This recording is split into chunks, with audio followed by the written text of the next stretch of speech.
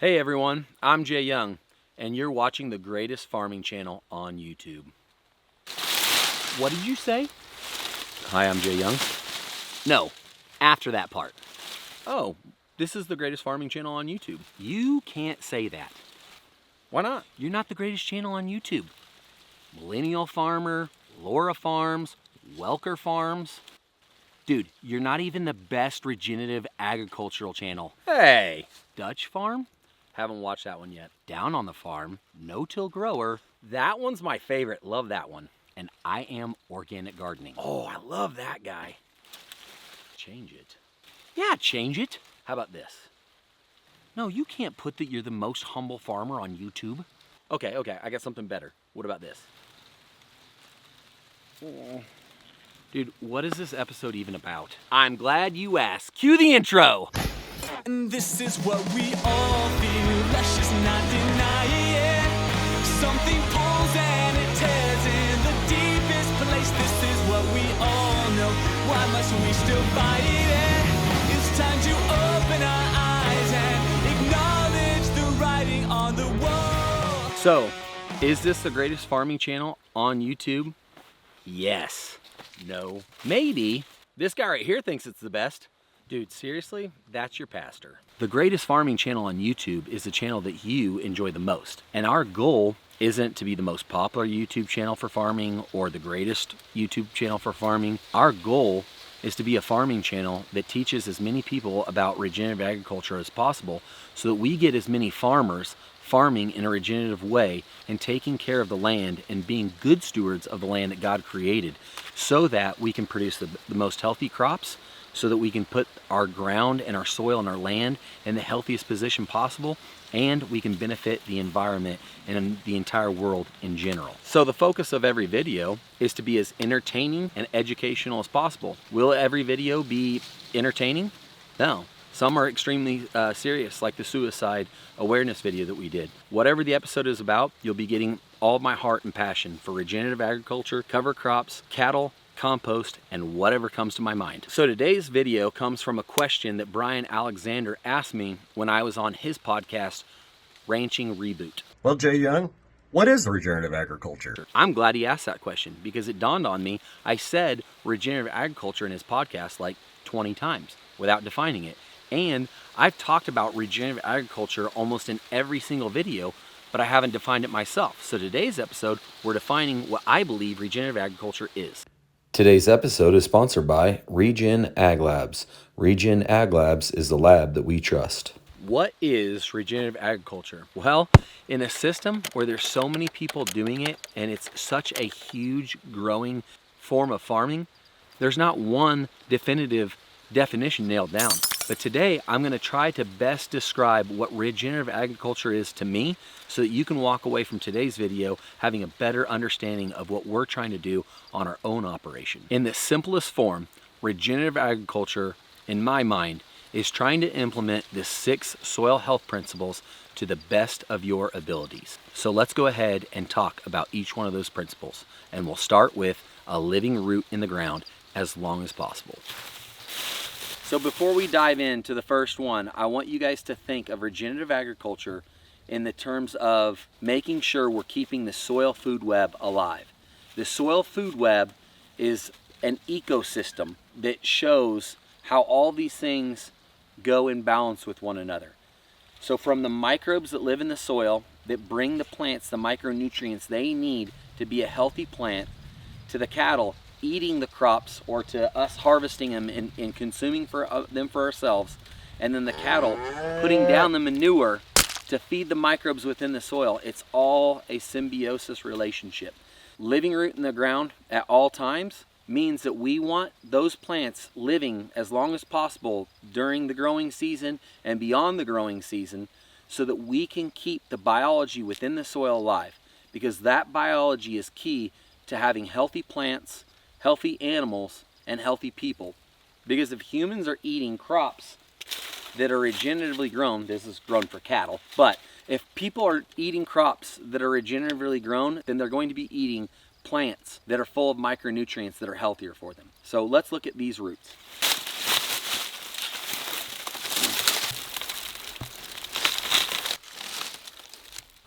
When we look at these roots, they're producing exudates, and these exudates are creating aggregates within our soil. These aggregates are key because these aggregates build soil. They also increase soil filtration so that when we get the rain events that are rare in western Kansas, we're actually able to filtrate and to keep more rainwater than what we would had we not used regenerative agriculture principles. So living root in the ground as long as possible are important for these reasons. It keeps the biology alive as long as possible. It builds these aggregates that build soil, and it creates these aggregates that create pore spacing and allow us to filtrate rainwater more efficiently. For us, living root in the ground as long as possible is the hardest one to follow because in western Kansas, having enough moisture to plant and to keep those roots alive has been a challenge. There are some things that we're going to do in 2023 that you can look forward to. We're going to be testing and trying to keep a living root in the ground as long as possible, even on our dryland. Here on this irrigated circle, it's pretty simple. We plant the corn, interseed a cover crop in between the rows, and then those cover crops bridge the gap from when we harvest this corn, and then we're able to get another crop in there. So we like daikon radishes, turnips, rape, flax, and all those plants, but we also put down things like annual ryegrass and red clovers. Those two plants will stay alive through the winter and keep the biology alive as long as possible. The next soil health principle that we're going to talk about, since we're here in this spot where we can see a lot of it, is diversity of species. So you want as many species in a mix as possible. You can integrate that in a couple of ways. My friend Roy Foltzgraft in eastern Colorado, he doesn't integrate cover crops, but he has 2,000 acres and he farms 13 to 17 different species of crops every single year. So he's rotating multiple different crops to where it's not corn on corn or corn, wheat, corn, or a rotation like that. He has multiple crops in his rotation to get diversity of species. What we like to do in this particular environment is on our irrigated, we'll interseed cover crops like this, and so that we're getting a diversity of species growing with the corn plant. Or on our dry land, we'll do a fallow period, and in that fallow period, instead of letting it sit fallow, we'll integrate a cover crop that has a multi-species cover crop that we'll graze cattle on, or we'll put that cover crop in there, let that die, and it'll get armor on the soil, which is one of the next soil health principles that we'll talk about. But the importance of having diversity of species is this. Plants share micronutrients with one another. So these daikon radishes that you see right here, daikon radishes taproot goes deeper than what corn can get to, and it pulls up micronutrients deeper in the soil, and then it shares it with the corn plants during the growing season. And it does this through mycorrhizal fungus within your soils. In a monoculture, corn cannot share corn with other corn plants. In fact, corn will see another corn plant as a threat and won't share anything. So the more cover crops that you can interseed within your corn, or the more cover crops you can put down in your fallow period for grazing, the better off your soil will be. Another plant that we like to put in the cover crop mix, especially when we interseed our corn, is flax. Flax is a plant that supports mycorrhizal fungus growth. Mycorrhizal fungus is key in bringing your plant the micronutrients it needs in a healthy system. The next soil health principle that we're going to talk about today is armor on the soil. It's fairly simple in an irrigated system to keep that armor on the soil, especially when we just cut through here and did a test strip. But if you pull back this residue that we have here, so we have to pull back all this residue to be able to get down to the soil. We haven't irrigated this in over 6 weeks, and it's only rained 60 hundredths in the last 6 weeks. But even with that, having that in there, you can see that the ground still is fairly moist and has that ability to be crumbled up because it has the moisture in it, and we're building aggregates. You wouldn't have that if you were just in a system where you're tilling. Here we are on this dryland field. Keeping armor on the soil is immensely important because it keeps your ground from baking out. When it's 100 degrees out, if you have armor on your soil, the temperature of the soil will actually only be about 80 degrees. But if your soil is exposed to the sun and it's 100 degrees, you can get up to 120 or 130 ground temperature. At 130, then all of your moisture is baking out, you're drying your ground out, and those important microbes that we talked about in soil health principle number 1, living root in the ground as long as possible, those microbes will die when it gets that hot. So we want to keep this armor on the soil to keep those microbes alive and to keep the moisture in the ground. It is as dry as can be here, but if we were in a situation where we were tilling this ground or we were chemical fallowing this ground, we would be killing all the microbes.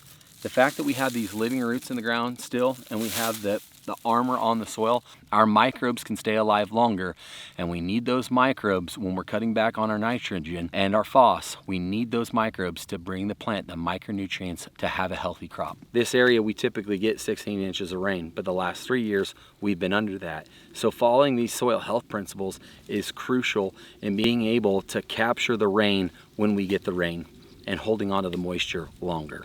So if you look across this field, you can see that this field was sorghum Sudan grass, hybrid pearl millet, and a bunch of other cover crops. And we harvested this with cattle, which brings us to the next soil health principle: integrate livestock. And it happens to be my favorite one because I love cattle. We don't have grass to raise our cows on. Our cows are raised only on cover crops. And so being able to do regenerative agriculture and being able to add cattle back in 2016 when we got started was a huge benefit for me because I love cattle as much as I love anything about agriculture. And so that's the cool thing about these soil health principles is they allow you to do things and farm in ways that would have never been possible. So this particular field right here, we had this cover crop mix in June, and we got the cattle out here at the beginning of September. And so from September until October 9th, we had cattle out here. I did rotational grazing as best as I could, but we got the livestock out here.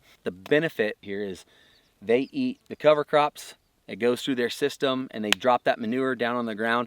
They're adding micronutrients with the phosphorus and the nitrogen that is in the manure. They're adding more of the microbes from their gut back into the system.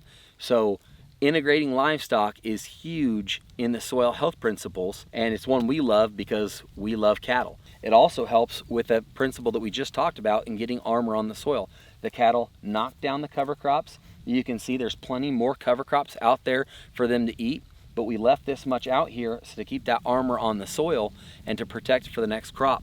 So it's an amazing symbiotic relationship when you're able to integrate the livestock with all the other soil health principles. All right, guys, the next soil health principle, the fifth one, which is probably actually the most controversial, is minimal disturbance. For so long, for so many years, farmers have lived tilling the ground. It's what I grew up doing, it's what I grew up knowing, so it's hard for people to accept the dangers of tillage and the destructions of tillage. So when you're tilling your ground, you're killing that biology that's so immensely important for building soil health. Let me show you and compare soils on our ground from stuff that we've been doing regenerative agriculture on right here to stuff that we tilled this year, and it's some of the stuff that I hope is the last fields that we'll till. But let's look at the roots. This is what you want to be seeing. You want your roots to have dreadlocks on them. You see these little the roots should look just like this. They should look Rastafarian. They shouldn't look bare. The reason they're bare there is because when you pull it out, you strip that off. But now if you go out into your fields and you've been doing traditional agriculture, you won't see any of this. You won't see these dreadlocks. These dreadlocks are because the plant put out exudates. Those exudates are a carbon sugar source, which is a glue. Those glues bind soil particles together so they stick together. They form these dreadlocks, and then you know that you're building soil health. So these aggregates are actually what builds soil structure. It's the only way to build soil, and it's what we talked about earlier, that those aggregates create pore spacing. It causes you to be able to filtrate water more efficiently, and it's what feeds the biology. It feeds the fungus, it feeds the bacteria, and in turn the bacteria and the fungus bring the plant the micronutrients it needs. And when you have that life going, you have more life. Our neighbor, they tilled and then they planted this field. We have some bare spots in here because of how dry it's been, but the wheat is a lot thicker here than it is over there, and we haven't applied any phosphorus over here. We haven't applied any nitrogen over here. That's just compost extract being treated on our seed and doing regenerative agriculture compared to traditional agriculture. And I don't know where they're at. I'm assuming they didn't put any nitrogen or phos. They might have. But still, just to see the difference in the way the plant responded to regenerative agriculture compared to the way it's responding to traditional agriculture, I mean, it's night and day different on these two fields. Here's the power of regenerative agriculture. So this field we tilled this year didn't follow any of the soil health principles. Didn't have a living root because we were tilling it all summer. Didn't have minimal disturbance because we tilled it. Didn't till it all summer, but got tilled a couple times. Didn't integrate livestock. Not diversity of species. None of the soil health principles getting applied to this field, except for we added a seed treatment from the Johnson Sioux compost mixed with the Bio 5. And as you can see on this root, so we got bare ones from getting pulled out, but you can see the aggregates that you saw on that last field. So I'm excited about how quickly we can begin to build the soil back if we add the biology. But we have to stop tilling. When you're able to bring this back because you're adding biology, think about how great it is if we're using all the soil health principles to bring back the biology, because then we're going to actually be able to turn things around and build the soil. First step in getting back into regenerative agriculture, for sure, use the compost extract and the seed treatments that we've talked about in our other videos and get started with that, because you're actually building soil. Do I recommend that you do tillage? Heck no. I didn't want to till this field, but we got in a situation where Dad convinced me it was the best route, and you know what? I think he's right. In our context, that's what we needed to do this summer. Hopefully we can do things going forward to set ourselves up to where we don't have to till again. But that leads us to the last soil health principle: know your context. All right, guys, the last soil health principle that we're going to talk about for today, number 6, is know your context. Basically, knowing your context means that you understand your rain events, you understand how hot it is, you understand your freezing points, and you work with other farmers in your area that are doing regenerative agriculture to get as many of those things in as possible.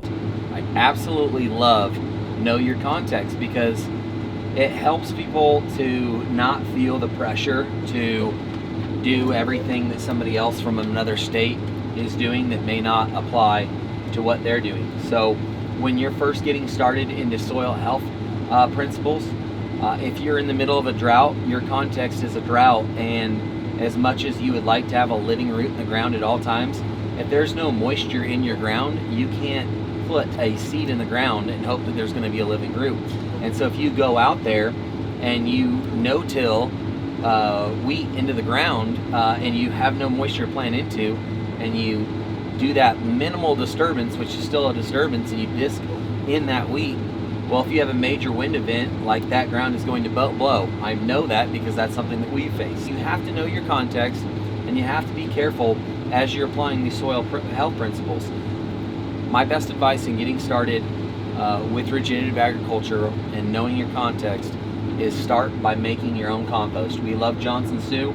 It's not the only one out there. Start by making your own Johnson Sioux bioreactor. Purchase an amazing product like Bio 5 from Soilworks, or make another compost that's going to be ready quicker, like Elaine Ingram's method, spice composting, Korean natural farming. I don't know a lot about those other composting methods, vermicomposting, but get that biology in the ground from the compost so that you can start your system going in a healthy way, like we showed the roots are responding to those seed treatments. Once you get the biology in your system, you can start by doing no-till, get that minimal disturbance going, add cover crops. Once you get cover crops going, get your diversity of species going, and then have a living root in the ground as long as possible. And get your soil health principles going, because once we get the soil health principles going, it's better for the environment because we have less wind events where our topsoil is blowing away. We have less erosion events from major rain events where you have a lot of runoff because of tillage, because your rain events take that off. You can't filtrate the ground. So get it going because it's better for the environment. Get it going because it's the only thing that builds topsoil, and we've got to be building topsoil. We can't lose our topsoil. And get it going because it produces plants that are more healthy, more nutrient dense because of the biology that's out there. And lastly, get it going for you as a farmer, because once you get this stuff going and you're able to cut back from synthetic fertilizers, you're able to cut back from the pesticides and the herbicides you're using because you're in a context that's healthy for you, you're going to be saving a jack ton of money. And you know what? Everybody's happy about saving money. I hope you guys enjoyed this video.